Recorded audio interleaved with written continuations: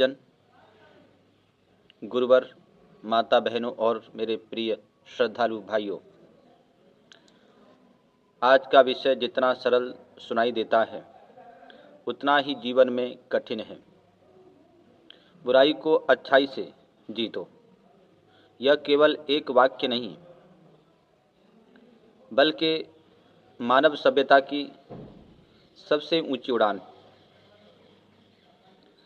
हम सब जीवन में कई बार ऐसी स्थितियों से गुजरते हैं जहां सामने वाला व्यक्ति हमारे साथ अन्याय करता है, कठोर वचन कहता है, अपमान करता है, धोखा देता है, कभी हमारे मार्ग में अवरोध बनता है। उस समय भीतर से एक आवाज़ उठती है, जैसे को तैसा कर दो।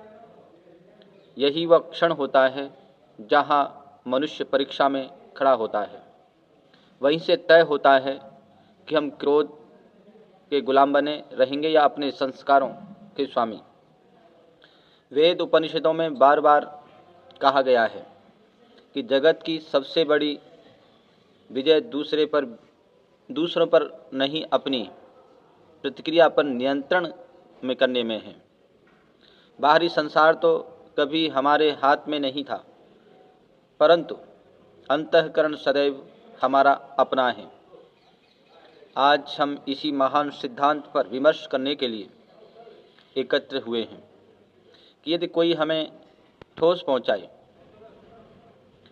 यानी चोट पहुंचाए, तो हम टूटे नहीं, हम बदले नहीं, हम उसी क्षण अपने भीतर की रोशनी जलाएं और ऐसा व्यवहार करें कि बुराई स्वयं शर्मिंदगी से घुटने टेक दे। महर्षि वेदव्यास, भगवान श्री कृष्ण, गौतम बुद्ध, महावीर, सूफी संतों, गुरु नानक देव, कबीर, सभी ने एक ही स्वर में कहा है, दुष्ट को दुष्टता से नहीं, अच्छाई की शक्ति से जीतना ही मनुष्य की असली वीरता है। आज का यह प्रवचन केवल नैतिक शिक्षा नहीं, बल्कि मानव हृदय की सर्वोच्च उड़ान का अमृत संदेश है। और जब मनुष्य इस मार्ग पर चलता है तो वह केवल दूसरों को नहीं, सबसे पहले अपने स्वयं को भीतर बसने वाले क्रोध, प्रतिशोध और द्वेष को परास्त करता है। और यही है सच्ची विजय, सच्चा धर्म, सच्ची आध्यात्मिकता। बुराई को अच्छाई से जीतो।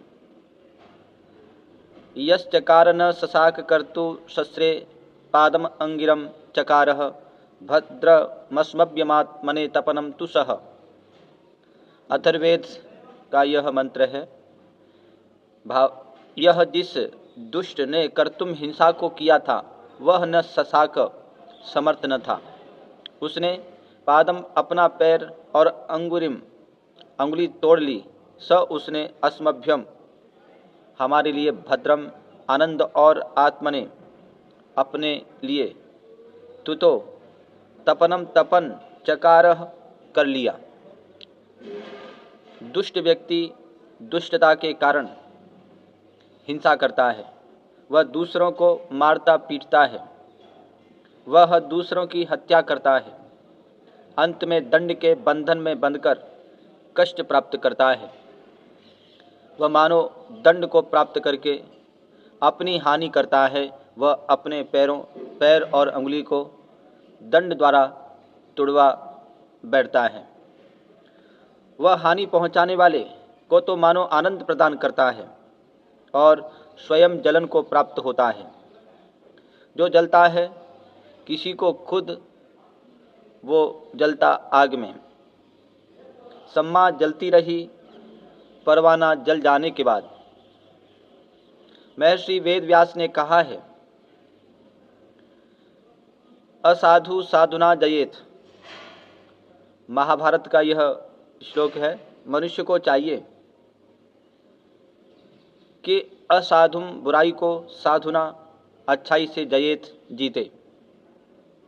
सामान्य व्यक्ति के द्वारा यह आचरण बहुत कठिन होता है। यह आचरण कोई विशेष व्यक्ति ही कर सकता है। किसी के व्यवहार की 4 ही प्रतिक्रियाएं हो सकती हैं। पहली प्रतिक्रिया यह कि जैसे के साथ तैसा व्यवहार किया जाए। दूसरी प्रतिक्रिया यह है कि उसके दुर्व्यवहार के कारण उसे दंडित किया जाए। तीसरी प्रतिक्रिया यह है कि मुस्कुरा दिया जाए और मौन धारण कर लिया जाए। चौथी प्रतिक्रिया यह है कि उसे आशीर्वाद दिया जाए कि प्रिय परमात्मा तुम्हें सन्मति प्रदान करे, प्रिय परमात्मा तुम्हें सन्मति प्रदान करे। यह आध्यात्मिकता की चरम सीमा कर दी गई है। यह उच्च स्तर का है। वास्तव में दूसरे के व्यवहार के प्रति हमारी प्रतिक्रिया क्या होती है, इसी से हमारे व्यक्तित्व का मूल्यांकन किया जाता है। यदि हम जैसे का तैसा उत्तर देते हैं तो हम में और दूसरे व्यक्ति के व्यवहार धरातल में कोई अंतर नहीं रहता। हम दोनों समान धरातल पर उतर आते हैं। मानो जैसा छेदीलाल वैसा सुखीलाल, जैसे भूतनाथ वैसे प्रेतनाथ। यदि मुझे कोई माँ की गाली दे और मैं उसे बहन की गाली दूं तो फिर उसमें और मुझ में क्या अंतर रहा? यह सामान्य जन का व्यवहार होता है। दूसरी प्रतिक्रिया होती है क्रोध। गाली प्रदान, शारीरिक दंड और हत्या की झगड़े तो वाचिक कलह और दुर्व्यवहार से उत्पन्न होते हैं। इसी वाचिक और व्यावहारिक दुर्व्यवहार की प्रतिक्रिया उक्त 4 रूपों में होती है। इन चारों रूपों को संसार से नहीं समाप्त किया जा सकता। हाँ, इनकी तीव्रता को कुछ घटाया जा सकता है। शारीरिक दंड और हत्या से तो अपराधी का अपराध बढ़ जाता है। यह प्रतिक्रिया पहली प्रतिक्रिया से अधिक जोरदार होती है। यह प्रतिक्रिया भी सामान्य जनों के व्यवहार में ही गिनी जाती है। किसी के वाचिक और शारीरिक दुर्व्यवहार की तीसरी प्रतिक्रिया यह है कि व्यक्ति मन में उस रोष भाव को धारण कर ले और दुर्व्यवहारी व्यक्ति को जता दे। यदि वह त्रुटि स्वीकार कर ले तो ठीक, नहीं तो उसके कानों तक अपना रोष तो पहुंच ही गया। इससे व्यक्ति कई व्यवहारिक दोषों से बच जाता है जिनकी गणना वेद में की गई है। सामान्य जनों को यही मार्ग अपनाना चाहिए। चौथी प्रतिक्रिया है विस्मरण और क्षमा प्रदान की। क्षमा प्रदान की महिमा तो संस्कृत साहित्य में बहुत कही गई है, पर इस पर अनेक श्लोक प्रस्तुत किए जा सकते हैं, परंतु केवल एक श्लोक देना ही पर्याप्त समझा जा रहा है। क्षमावतामयं लोक परश्चैव क्षमावताम इह सामान्य मृच्छन्ति परत्र च शुभां गतिम। यह मर्त्यलोक भी क्षमावान सज्जनों के लिए ही है तथा परलोक भी क्षमाशील सज्जनों के लिए है, क्योंकि क्षमावान लोग इस लोक में आदर पाते हैं और परलोक में उत्तम गति को प्राप्त करते हैं। परंतु सामान्य जन क्षमा को निर्बलता मान लेते हैं। एकः क्षमावतां दोषो द्वितीयो नापे पद्यते यदेनं क्षमया युक्तमशक्तं मन्यते जनः। क्षमावान सज्जनों का केवल एक ही दोष है, दूसरा कोई नहीं हो सकता। वह एक दोष भी यही है कि क्षमावान पुरुष को लोग अशक्त और निर्बल मानते हैं। इस धारणा का खंडन भी किया गया है। सोऽस्य दोषो न मंतव्यम क्षमा इ परमं बलम शांति खड़ंग करै यस्य किम करिष्यन्ति दुर्जनः। क्षमा को क्षमावान लोगों का अवगुण नहीं मानना चाहिए, क्योंकि क्षमा परम बल है। क्योंकि शांति रूपी तलवार जिसके हाथ में होगी, दुर्जन उसका क्या कर सकता है। क्षमा का मार्ग केवल साधुओं, संतों, योगियों और महापुरुषों का मार्ग है। यह राजाओं, शासकों और समाज व्यवस्था को स्थिर रखने वाले अधिकारियों का मार्ग नहीं है। इस संदर्भ में एक श्लोक दिया जा रहा है। क्षमा शत्रौ च मित्रे च यतीनामेव भूषणम अपराधिषु सत्येषु निर्पणानाम सैव दूषणम। शत्रु और मित्र को क्षमा करना यतियों का आभूषण है। यदि राजा अपराधी लोगों पर इसका प्रयोग करेगा तो वही दूषण हो जाता है। राजा को चाहिए कि अपराधी लोगों को क्षमा न करे। जैसे को तैसा का उदाहरण अमेरिका के एक प्रसिद्ध व्यंग्यकार मार्क ट्वेन अपने एक पड़ोसी से एक पुस्तक मांगने गए।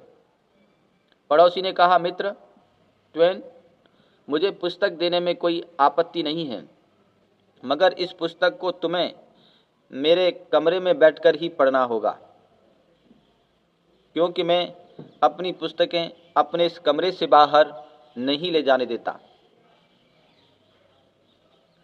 कुछ दिनों बाद ट्वेन के वही पड़ोसी उनके पास पहुंचे और झाड़ू मांगने लगे। ट्वेन बोले, मित्र, झाड़ू तो तुम अवश्य ले सकते हो, मुझे कोई आपत्ति नहीं है, मगर झाड़ू आपको इसी कमरे में लगानी होगी, क्योंकि मैं अपनी झाड़ू कमरे से बाहर नहीं ले जाने देता। चौथी प्रतिक्रिया के उदाहरण अर्थात बुराई को अच्छाई से जीतो। सुकरात हैं, अपने शिष्यों के साथ कहीं जा रहे थे। मार्ग में एक प्रतिष्ठित व्यक्ति मिला। सुकरात ने उसे प्रणाम किया, परंतु उसने सुकरात के अभिवादन का कोई उत्तर नहीं दिया और चुपचाप उनके पास से चला गया। इस पर शिष्यों को बड़ा क्रोध आया। वे उस असभ्य व्यक्ति को दंड देने को उतारू हो गए।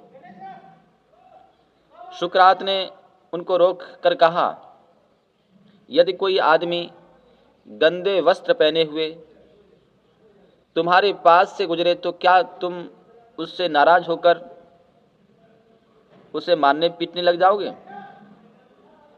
असभ्यता तो गंदे कपड़े के सदृश है, जिसे कोई भी भला व्यक्ति पहनना पसंद नहीं करेगा।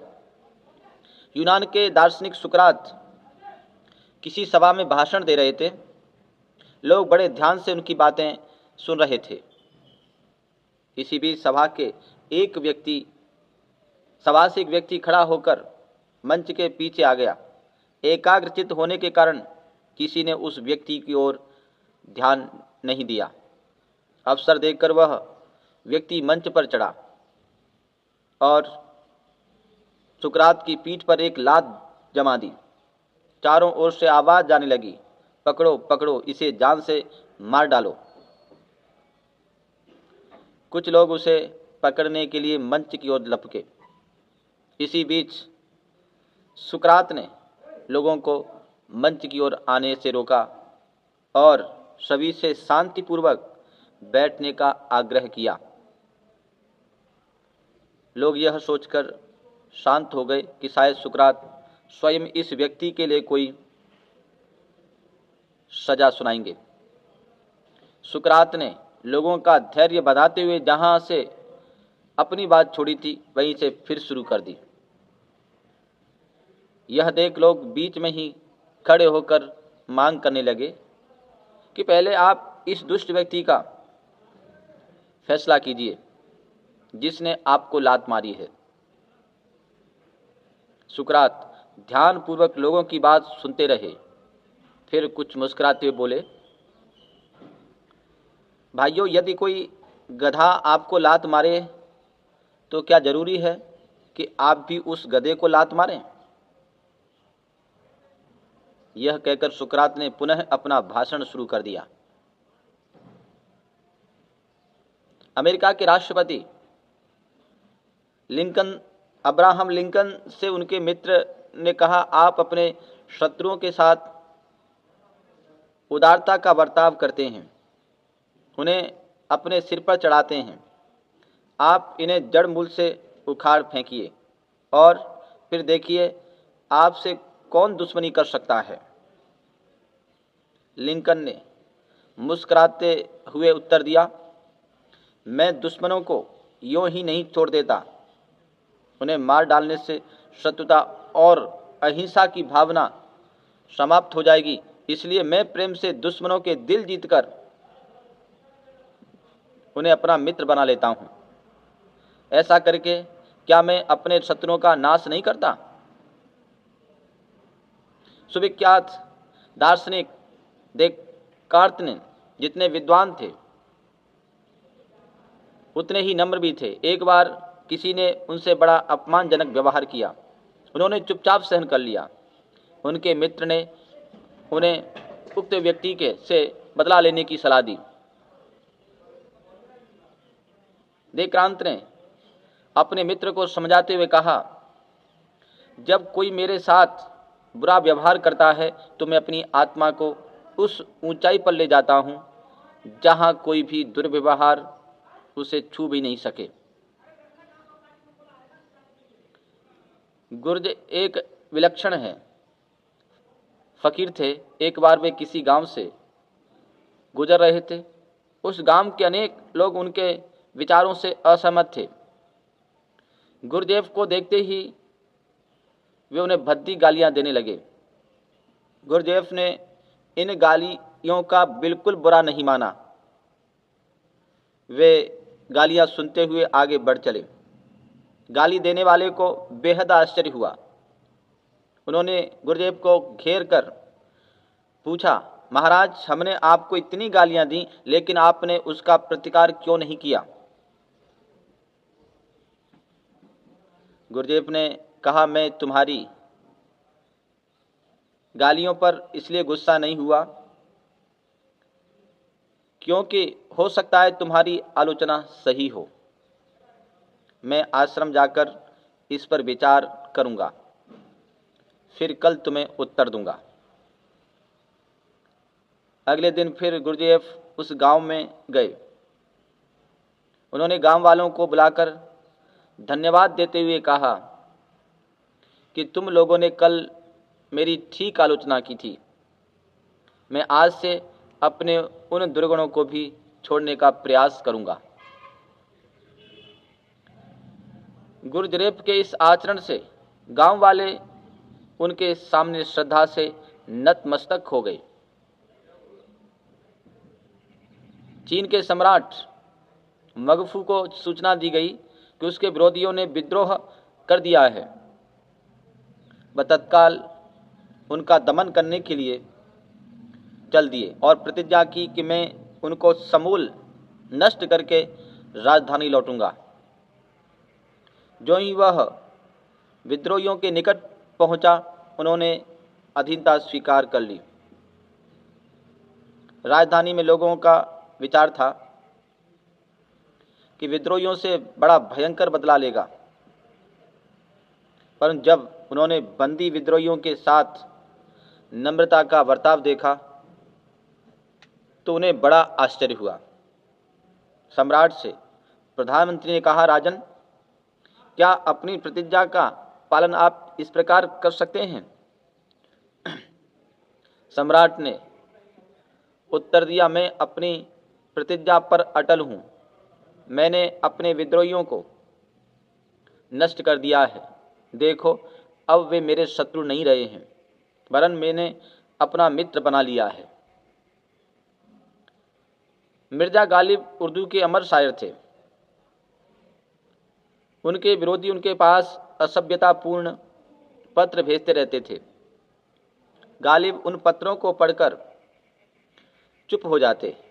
उनके शिष्य ने उन पत्रों का जवाब देने के लिए गालिब को उकसाया तो गालिब ने जवाब दिया, अगर कोई गधा तुम्हें लात मारे तो तुम भी उससे क्या लात मारोगे? महान लेखक टॉलस्टॉय की 7 वर्षीय पुत्री पड़ोस के बच्चे के साथ खेल रही थी। खेल खेल में बच्चे झगड़ पड़े और एक लड़के ने उसके थप्पड़ जमा दिया। लड़की रोती हुई घर गई और पिता से चाबुक मांगा। वस्तु स्थिति जानकर पिता ने पुत्री को समझाना शुरू किया। वह पिटाई के बदले पिटाई की जिद करती रही। अंततः पिता की बात उसकी समझ में आई कि इस तरह बदला लेने से शत्रुता का स्थायी भाव ही प्रबल होगा। तब पिता की सलाह पर उसने एक गिलास शरबत उस लड़के को जाकर दिया। लड़का इस व्यवहार से चकित रह गया। उसने उसी समय टॉलस्टॉय की पुत्री से क्षमा याचना की और दोनों में ऐसी मैत्री हुई कि जीवन पर्यंत बनी रही। वह लड़का टॉलस्टॉय परिवार का भक्त हो गया। एक समाज सेवक ने गांधी जी से पूछा, कोई आपको गालियां दे तो आप क्या करेंगे? इस पर गांधी जी ने एक प्रश्न पूछा, बकरी घास खाती है, क्या देती है? दूध। समाज सेवक ने जवाब दिया। अब गांधी जी ने कहा, बस मैं भी गालियां सुनकर सुवचन ही बोलूंगा। आदमी की बात न मानो पर बकरी से तो सीख लो। एक फकीर के घर में भूल से एक चोर घुस गया। उसके हाथ जब कुछ नहीं लगा तो वह जाने लगा। फकीर ने उसे देख लिया और अपना कंबल देते हुए कहा, मेरे पास यही एकमात्र है, संपत्ति है। चोर कंबल लेकर जाने लगा तो फकीर ने कहा, धन्यवाद तो देता जा। चोर ने धन्यवाद दे दिया। उसी रात चोर को दूसरे स्थान पर पकड़ लिया गया। फकीर के मशहूर कंबल को देखकर राजा ने फकीर को बुलवा कर कहा, चोर को दंड देने के लिए आपकी गवाही चाहिए। यह कंबल आपका ही है न? आपका ही है न? यह कंबल मैंने इसे उपहार में दिया था और इसके बदले में धन्यवाद ले लिया था। यह कंबल इसी का है। चोर इस घटना के बाद फकीर का शिष्य बन गया।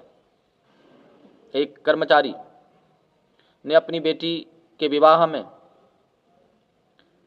अपने मालिक के रुपए में से कुछ रुपए खर्च कर डाले। सेठ के पुत्र ने उस कर्मचारी को पुलिस के हवाले कर देने का विचार किया, लेकिन सेठ ने रोक दिया।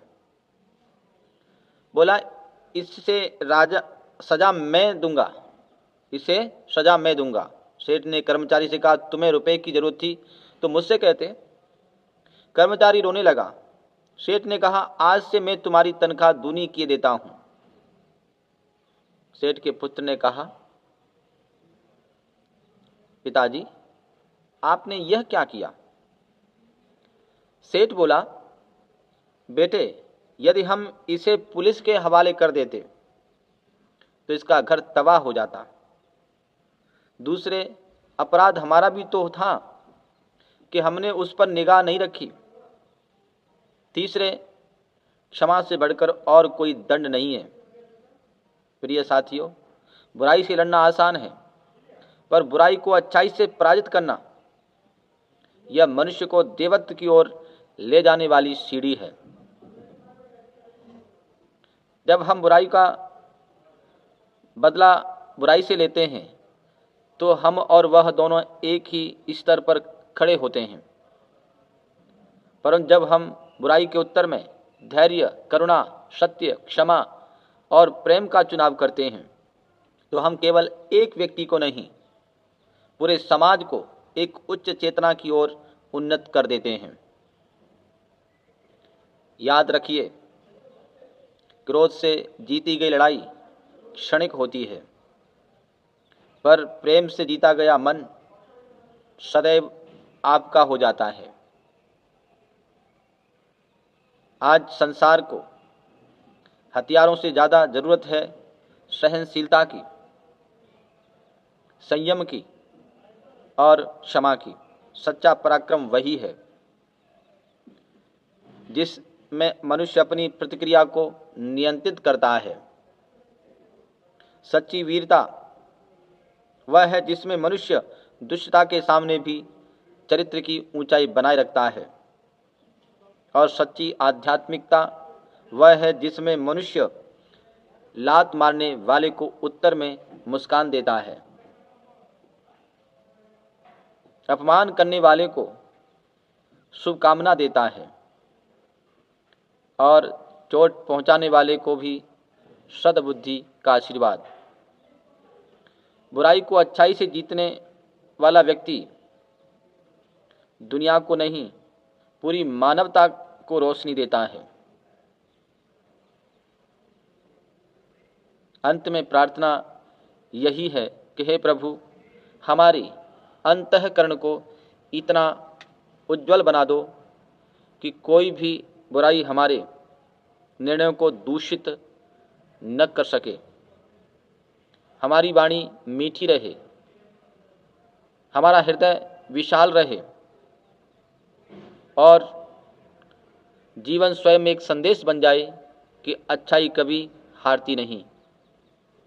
ओम शांति शांति।